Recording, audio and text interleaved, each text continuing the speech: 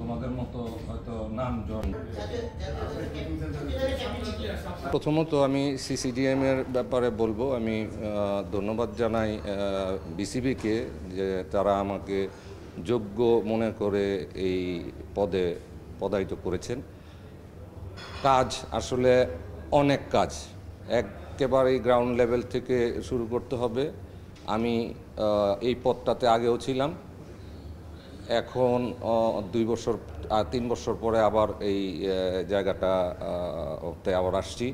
আমি এখনও পর্যন্ত ওখানে বসিনি, আমি আশা করি পরশুদিন আমি যাব, ওখানে মিটিং আছে। আমি একটা পরিকল্পনা আগে করি, তারপর আমি ওই পরিকল্পনা হয়তো বোর্ডে দিব। বোর্ড সিদ্ধান্ত নেবে সামনের এই ক্রিকেট, ঢাকা ক্রিকেটের চেহারাটা কী হবে।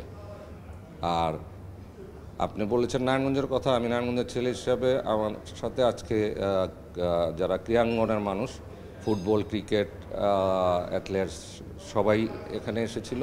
তাদের অনেক ক্ষোভ, অনেক অভাব অনটন, বৈষম্য নিয়ে কথা হলো।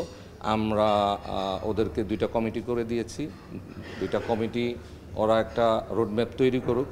ওই রোডম্যাপ তৈরি করলে আমরা কর্তৃপক্ষের সাথে, সরকার বাহাদুর যারা আছেন এখানে দায়িত্বে, আমরা তাদের সাথে বসে হয়তো একটা পথ বের করতে পারবো। আমরা আগামী নারায়ণগঞ্জ, আগামী ক্রীড়া জগৎ, নারায়ণগঞ্জের ক্রীড়া জগৎকে আমরা বৈষম্য মুক্ত করতে চাই।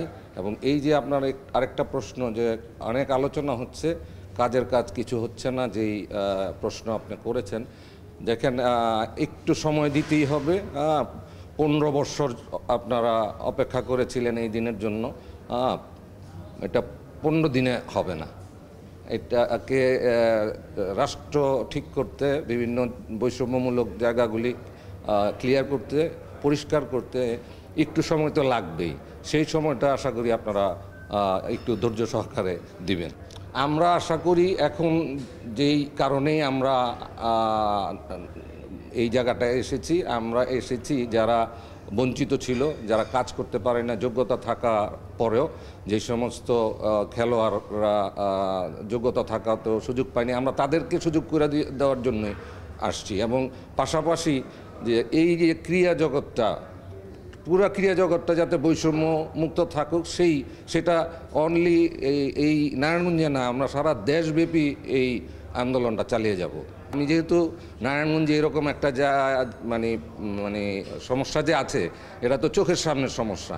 আমার সাথে বোর্ডের যে প্রধান কর্মকর্তা ফারুক ভাই, ওনার সাথে কখনো কখনো কথা হয় বা হবে, তখন আমি আপনাদের এই আক্ষেপের কথা ওনাকে জানাবো।